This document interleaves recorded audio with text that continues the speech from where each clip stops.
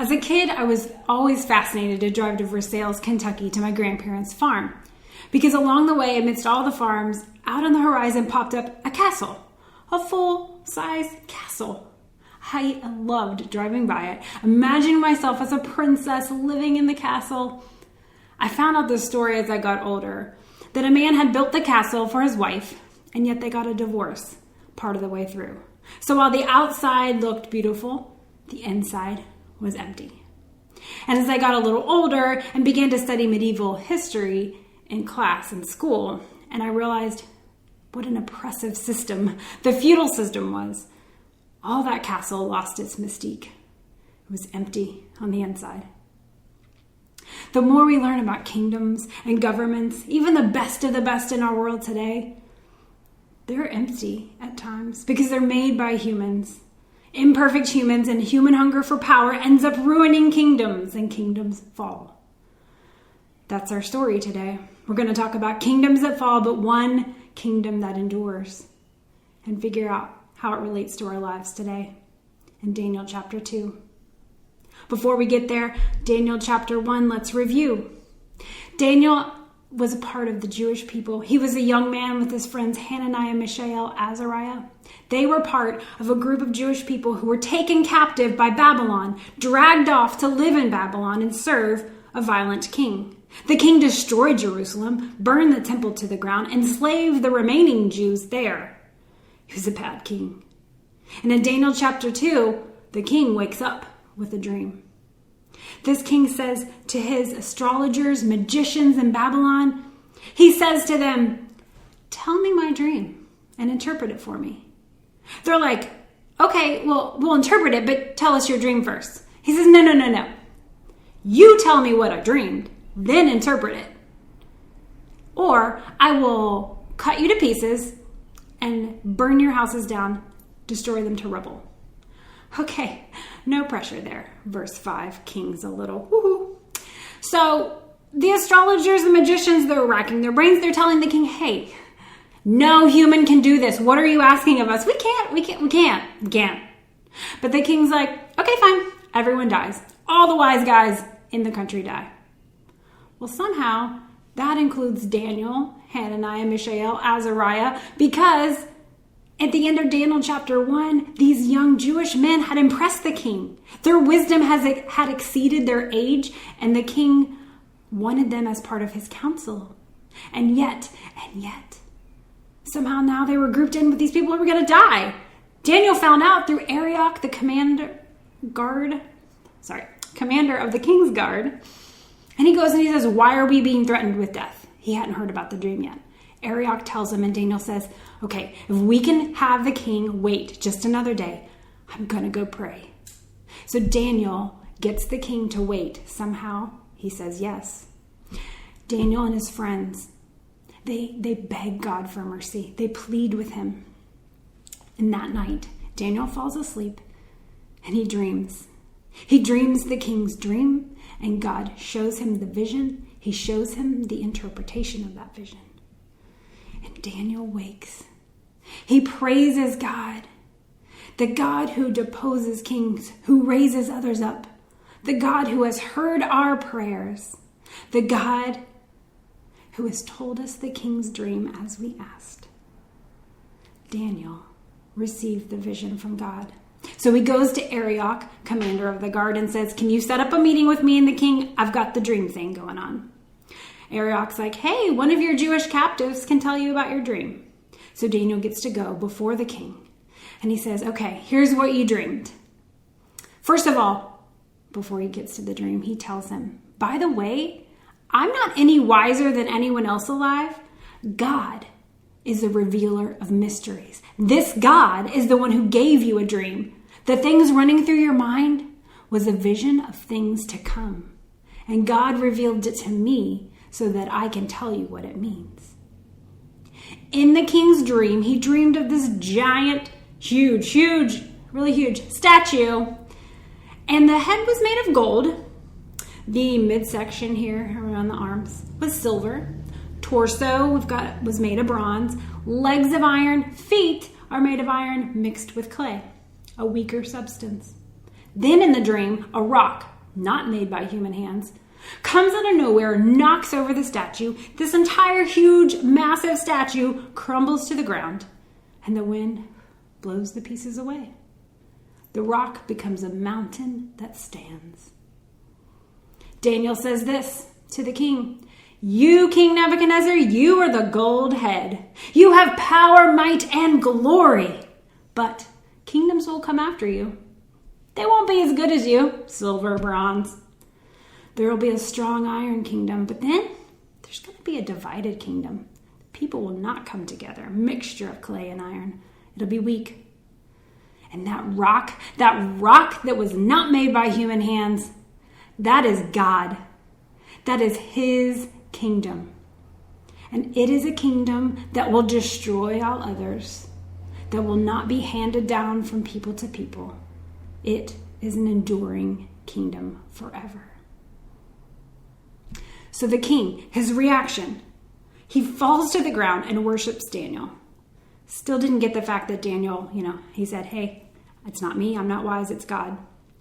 But he does give Daniel a promotion. He calls Daniel's God the God of gods, the Lord of lords. So for at least a moment, he seems to proclaim God. We'll see as he continues along.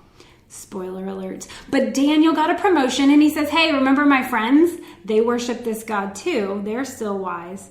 And the king gives them a promotion. So here are 4 young Jewish men living in captivity, but they are gaining more and more influence.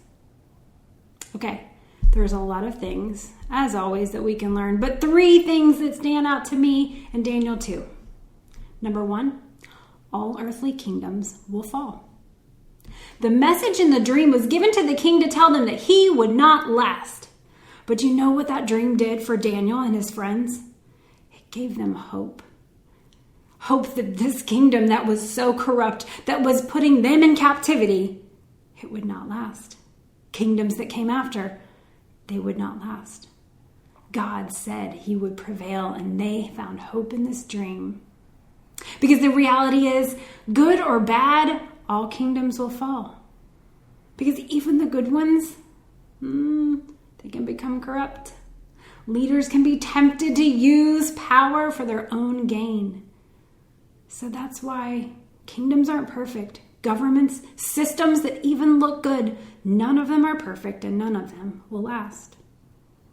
Number 2, all leaders are under God's watchful eye. 2 Kings 24, we find out the story behind this whole Babylonian captivity of the Jewish people.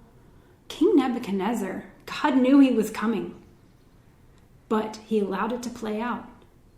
While he didn't step in when the Jewish people were taken captive, he does step in here and continue to reach out and save his people and move through them. But you see, it's told to us that the Jewish people were being governed by their own kings who were just as corrupt and destructive as King Nebuchadnezzar. They shed innocent human blood, it says in 2 Kings 24. So God allowed their choices to play out. I'm sure it broke his heart to see it happen. But at times he allows things to happen. But he remains in charge. And he continues to give us signs that everyone will be accountable and that he is watching. Being under the authority of a selfish leader, Daniel and his friends, we today, we can learn a thing or two about ourselves, about what we're willing to commit to, sacrifice, or risk for our faith, even under bad leaders, if we seek God in our midst. Number 3, God's kingdom will endure. We see that reminder here in Daniel 2. Daniel took a risk. He spoke up to a governing, corrupt power, and he made some changes. However, he was still in captivity at the end of his story. That piece didn't change. So even while he was making things better, he was still living in an imperfect, very flawed system the kingdom that would not last. So he had to place his hope in an eternal, perfect kingdom. Like Daniel, we can work within human systems, but realize that they are temporary. We can try to make them align more with God's kingdom. And we can keep placing our hope in a kingdom that will last. Now here today, we're living in America. It's got a lot of freedoms, but we are seeing brought to this bright, glaring light just how this system has failed so many of its citizens. My friend Kenny Hart is a pastor at the Gathering Harlem, and he said this last week. Being Black in America is really being in a state of otherness. It's living in a nation that is equally your own, a flag you pledge allegiance to, a country as much your birthright as anyone else's, understanding deeply in your conscience that dissonance.